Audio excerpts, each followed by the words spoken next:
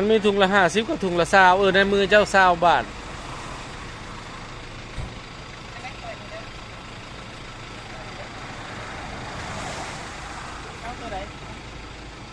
เอาตัว20 บาทบ่ละว่าพอดีเลย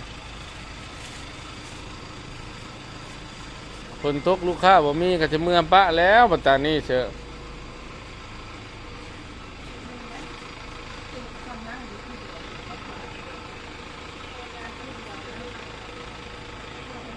กล้องโทรศัพท์ก็ขี้กระตึกโพดดอกอันนี้ก็ได้บริษัทบริดากอย่างเลยได้เลยเนี่ย